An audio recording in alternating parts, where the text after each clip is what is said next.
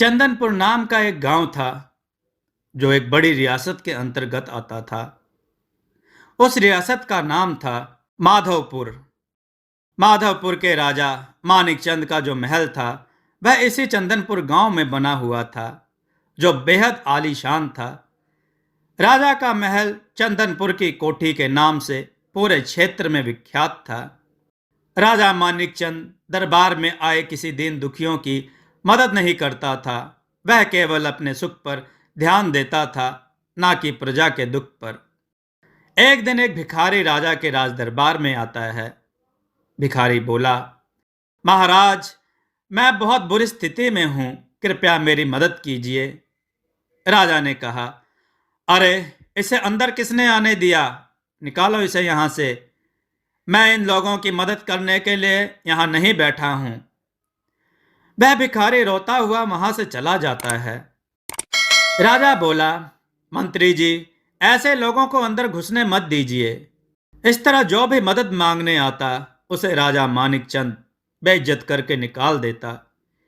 एक रात राजा मानिकचंद महल के पास टहल रहा था कि तभी किसी की आवाज आती है। अघोरी बोला, मदद करो, मेरी मदद करो, कृपया मेरी मदद करो। राजा ने कहा, यह किसकी आवाज है? राजा मानिकचंद देखता है कि महल के पास ही एक अघोरी बुरी स्थिति में है और मदद के लिए पुकार रहा है। राजा ने कहा, क्या हुआ तुम्हें? अघोरी बोला, मैं बहुत बुरी स्थिति में हूं, मेरी तबीयत बहुत खराब है, कृपया मेरी मदद करो। राजा बोला, हट, मैं किसी की मदद नहीं करता। तुम लोगों का नाटक मैं खूब समझता हूं। चलो चलो, निकलो यहां से। अघोरी बोला, मैं सच कह रहा हूं, कृपया मेरी मदद करो। राजा बोला, मुझे कुछ नहीं सुनना, तुम निकलो यहां से। अघोरी ने कहा, तुम बहुत बुरे इंसान हो, देखना एक दिन इसके बदले में तुम्हें क्या क्या झेलना पड़ेगा। राजा मानिकचंद अघोरी की बात नहीं सुनता और वहां से चला जाता है। अगले दिन पता चलता है कि उस अघोरी ने महल के बाहर ही अपने प्राण त्याग दिए। राजा ने कहा, मंत्री जी, जल्द से जल्द इसकी लाश को ठिकाने लगवा दो। जी महाराज, अभी लगवाता हूं। कई महीने बीत जाते हैं। फिर एक दिन कुछ लोग मानिकचंद से मिलने आते हैं और किसी गंभीर मुद्दे पर बात करते हैं। अगले दिन राजा बोला, मंत्री जी, कल कुछ लोग आए थे, कह रहे थे कि हमारे राज्य पर कुछ संकट आने वाला है। मंत्री बोला, हाँ महाराज, सुनने में तो ऐसा आ रहा है कि यह राजपाट ज्यादा दिन तक नहीं रह पाएगा। राजा ने कहा, शुभ शुभ बोलिए मंत्री जी, शुभ शुभ बोलिए। जैसे खबर आ रही थी वैसा ही होता है। बढ़ते कालक्रम और बदलते दौर के साथ एक दिन वक्त की मार राजा मानिकचंद की रियासत पर पड़ती है। सरकार ने सारी रियासतों का विलय भारत सरकार के अधीन कर दिया था। सभी राजाओं की रियासतें उनसे छीन ली जाती हैं। मानिकचंद भी उनमें से एक थे। राजा मानिकचंद अब अपनी रियासत के लोगों में सिर्फ मानिकचंद हो गए थे। रुतबा बरकरार रखने के लिए रियासत में कब्जा की गई जमीनें बेचे जाने लगीं और जमीन बेचकर आए पैसों से शान और शौकत बरकरार रखने की कोशिश की जाने लगी। धीरे धीरे सभी जमीन जायदाद खत्म हो गई और मानिकचंद फकीर हो गए। इसी के साथ मानिकचंद का सारा घमंड कांच की तरह टूटकर चूर चूर हो गया। अब मानिकचंद को एक आम इंसान के दुखों के बारे में पता चल रहा था। एक दिन अचानक मानिकचंद की पत्नी ने कहा, आप तो ठहरे राजा साहब, आपके लिए तो मेहनत मजदूरी बनी ही नहीं। घर का खर्च चलाने के लिए लग रहा है कि मुझे ही काम करने के लिए घर की दहलीज लांघने की जरूरत होगी। राजा ने कहा, राज परिवार के घर की बहुओं की लाज पर्दे में ही रहती है। राजा मानिकचंद को अपनी पत्नी की यह बात इतनी बुरी लगी कि उन्हें खुद से आत्मग्लानि होने लगी। राजा मन में सोचने लगा, यह सब मेरे ही करनी का फल है। मैंने आज तक इतने गलत काम किए, उसकी सजा है ये। सबको दुख दिया और अपना राज धर्म छोड़कर भोग विलास में लिप्त रहा, यह उसी की सजा है। गांव के बाहरी तरफ एक खंडर हो चुका एक मंदिर था। वहां पर पूजा पाठ नहीं होती थी और ना ही उधर कोई आता जाता था। मानिक चंद उस मंदिर में जाकर बैठ गया। सारी बातें सोच सोचकर मानिक चंद अपना आपा खो देता है और मंदिर की चौखट पर अपना सर पटक पटक कर अपनी जान देने की कोशिश करने लग जाता है। सिर पटक पटक कर होने वाला दर्द राजा की बुद्धि के द्वार खोल देता है। उसे आभास हुआ, मेरे ना होने से मेरी पत्नी और मेरे राज्य की हालत और भी ज्यादा बिगड़ते जाएंगे। नहीं नहीं, मैं आत्महत्या नहीं कर सकता। इस तरह मानिक चंद ने आत्महत्या का इरादा बदल दिया। सिर पटकने की वजह से खून बहुत निकल रहा था और वह खून उसी खंडर के पास रखे एक फूलदान पर जा गिरता है। जैसे ही खून उस फूलदान में गिरता है, फूलदान में से एक जिन निकलकर बाहर आता है। जिन बोला, मानव के खून की प्यास आज जाकर बुझ पाई है। हा, मैं आजाद हो गया। राजा बोला, कौन हो तुम? जिन बोला, मैं इस खंडर का जिन हूं, इसी फूलदान में रहता हूं। एक अघोरी ने मुझे 70 साल पहले इसी फूलदान में कैद कर दिया था। राजा ने कहा, फिर तुम बाहर कैसे आ गए?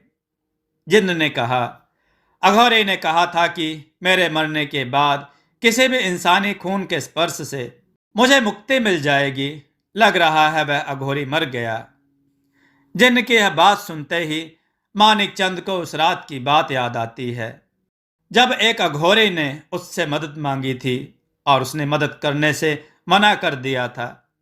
उसके अगले ही दिन उस अघोरी की मृत्यु हो गई थी। राजा जिन्न से पूछता है, तो अब क्या इरादा है तुम्हारा? जिन्न बोला, मैं तुम्हारे शरीर पर कब्जा करके इस दुनिया में राज करूंगा। राजा ने कहा, वो कैसे? जिन्न बोला, जिस शरीर के खून से मुझे मुक्ति मिलेगी, उस शरीर को धारण कर लेने से मेरी शक्ति 7 गुना बढ़ जाएगी। मैं तुम्हें खत्म करके तुम्हारा शरीर हासिल कर लूंगा। हा। राजा ने कहा, मुझे छोड़ दो। अभी कुछ देर पहले तक मुझे मौत का बिल्कुल भी डर नहीं था, पर अब मुझे अपने परिवार और राज्य की चिंता हो रही है। जिन्न ने कहा, कैसे चिंता? बोलो, मैं तुम्हारे शरीर के बदले कुछ भी करने को तैयार हूं। राजा बोला, यह एक बहुत बड़ा निर्णय है जिसे मैं तुरंत नहीं ले सकता। मुझे मेरे परिवार से इस बारे में चर्चा करनी होगी। जिन्न बोला, ठीक है, यह इत्र लो। मैं तुम्हें 1 महीने का वक्त देता हूं। यह इत्र 1 महीने तक खत्म नहीं होगा। इस इत्र की खुशबू जहां तक चलेगी, तुम्हारा राजपाट तुम्हें वहां तक मिलता रहेगा। उस क्षेत्र में मौजूद लोग तुम्हें फिर से राजा मानने लगेंगे। राजा बोला, ठीक है, मैं तैयार हूं। जिन्न ने कहा, याद रहे, ठीक 1 महीने बाद तुम अपने आप अपनी स्थिति में बेहोश हो जाओगे और तुम्हारे शरीर पर मेरा कब्जा हो जाएगा। फिर मैं इस दुनिया का सबसे ताकतवर इंसान बन जाऊंगा। राजा जिन्न का दिया हुआ इत्र अपने शरीर पर लगाता है और अपने महल की तरफ बढ़ने लगता है। जहां जहां से राजा गुजरता गया, वहां वहां पर उसे अद्भुत बदलाव देखने को मिले। उसके महलों में करदाताओं का आना फिर से चालू हो गया। रियासतों की दीवारें फिर से चमकने लगीं। जिन्न के दिए हुए इत्र की खुशबू ने राजा मानिक चंद की राजशाही को फिर से लौटा दिया। एक दिन राजशाही के वापस मिलने के बारे में राजा की पत्नी ने राजा से जिक्र किया। रानी बोली, इतना बदलाव कैसे हो रहा है? राजा बोला, यह शोहरत मेरे जीते जी बस कुछ ही दिनों की मोहताज है। राजा ने पूरी बात अपनी पत्नी को बताई। यह सब सुन रानी जोर जोर से रोने लगी। रानी रोते हुए बोली, उस जिनसे कहिए कि अपना सारा राजपाट वापस ले जाए। मैं आपको कहीं नहीं जाने दूंगी। राजा ने कहा, अब कुछ नहीं हो सकता। 1 महीने के बाद मेरी मृत्यु निश्चित है। मैं बस 1 महीने का जीवन इसलिए बचाकर जी रहा हूं ताकि अपने परिवार को इस काबिल कर जाऊं कि वापस तुम्हें इस दहलीज को पार कर काम करने के बारे में सोचना भी ना पड़े। रानी ने कहा, मैं कहीं नहीं जाऊंगी और ना ही आपको जाने दूंगी। राजा बोला, खुद पर काबू लगाओ। कल 1 महीना पूरा हो जाएगा और मैं कल हमेशा तुम लोगों को छोड़कर चला जाऊंगा। वह रात और आने वाला दिन पूरी तरह डर में बीतने लगा। राजा महीने के आखिरी दिन उस दिन के वापस आने का इंतजार करने लगा। सुबह से लेकर शाम बीत गई पर जिन्न नहीं आया।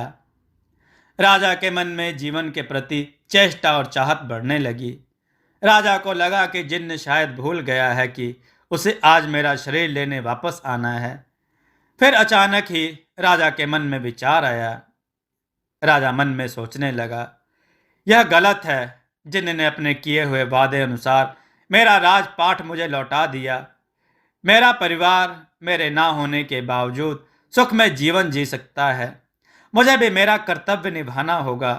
मैं इतना लोभी नहीं हो सकता। मुझे राजधर्म निभाना होगा। यह सब सोचकर राजा वापस उस खंडर वाले मंदिर में पहुंचकर उस जिन्न को खोजने लगा। राजा आवाज लगाते हुए बोला, कहाँ हो जिन्न? देखो, मैं वापस आ गया हूं। तुम मेरा शरीर ले सकते हो। तभी अचानक से जिन्न प्रकट हुआ। जिन्न बोला, तुम आ गए मानिकचंद? राजा ने कहा, हाँ, तुम्हारे इस इत्र की खुशबू ने मेरा राजपाट मुझे वापस कर दिया। इसके लिए शुक्रिया। अब मेरे अपने कहे अनुसार मैं अपना शरीर तुम्हें वापस देने आया हूं। जिन्न बोला, तुम तो सच में एक ईमानदार राजा निकले। हा हा हा। अपनी जुबान का ईमानदार होना ही एक राजा का पहला कर्तव्य होता है। राजा ने कहा, मैं अपनी ईमानदारी पर अडिग हूं। जिन्न बोला, हा हा हा। राजा ने कहा, क्यों इतना हंस रहे हो तुम? जिन्न बोला, एक बार सिर झुकाकर अपने आसपास देखो। राजा अपने चारों तरफ देखता है तब वह खंडर एक खूबसूरत मंदिर बन चुका था। राजा ने कहा, यह खंडर एक आलीशान मंदिर कैसे बन गया? जिन्न बोला, तुम्हारे इत्र को लगाकर इस मंदिर में आ जाने से इस मंदिर का भी कायाकल्प हो गया और यह भी एक तीर्थ स्थान बन गया।